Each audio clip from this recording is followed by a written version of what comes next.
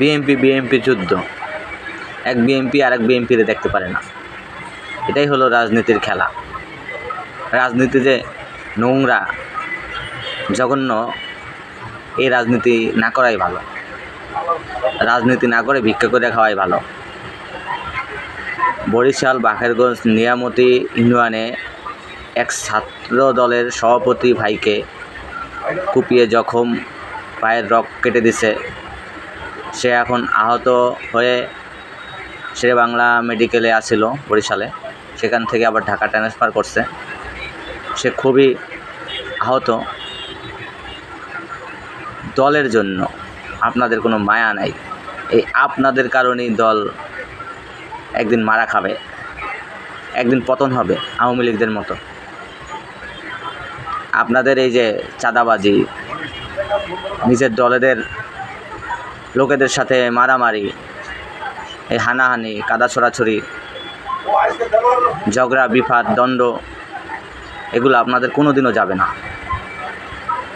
আপনাদের দলও বেশি দিন টিকবে না। আওয়ামী লীগের যেভাবে পতন হয়েছে তার চাইতেও ভয়াবহ আপনাদের পতন হবে, আপনারা যদি এরকম করতেই থাকেন। বিএনপিদের এক সময় মানুষ, দেশের জনগণ অনেক চাইতো, আল্লাহর কাছে দোয়াও করতো যে বিএনপি আসুক, আমরা বিএনপিতে ভোট দেব। আপনারা যে এরকম কর্মকাণ্ডগুলো করতেছেন, এরকম কার্যকলাপগুলো করতেছেন, এটা জনগণ দেখে মুখ ফিরিয়ে নিতেছে আস্তে আস্তে।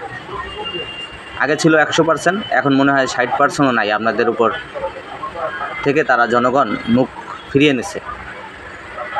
ভোট হইলে আপনারা মনে হয় জয় হতে পারবেন না, জিততে পারবেন না, কারণ আপনাদের যে ব্যবহার আচরণ, এটা জনগণ বুঝে গেছে, দেখতেছে তো আপনাদের কাজ কারবারগুলা, যে আপনারা ক্ষমতায় আবার আগেই যা শুরু করে দিয়েছেন। এটা জনগণ চায় না, এটা জনগণ মেনে দেবে না কখনো। জনগণ প্রতিবাদ করতে পারে, জনগণ এখন আন্দোলন করতে পারে। স্বৈরাচারের মতো একজন প্রধানমন্ত্রী এই দেশের থেকে ভাগাইছে, আর যত বড়ই স্বৈরাচার আসুক এই দেশে টিকতে পারবে না, এই দেশে ঠাঁই নাই।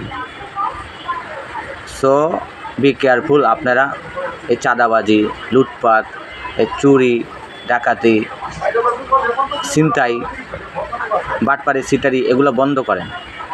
এগুলো থেকে আপনারা বের হয়ে আসেন। বাংলাদেশকে ভালোবাসুন, বাংলাদেশের মানুষদেরকে ভালোবাসুন, জনগণদেরকে ভালোবাসুন। যারা এই দেশকে ভালোবাসতে জানে না, যারা এই দেশের জনগণকে ভালোবাসতে জানে না, ভালোবাসে না, তাদের এই দেশের থাকার কোনো অধিকার নাই, তাদের এই দেশে থাকার কোনো অধিকারই নাই।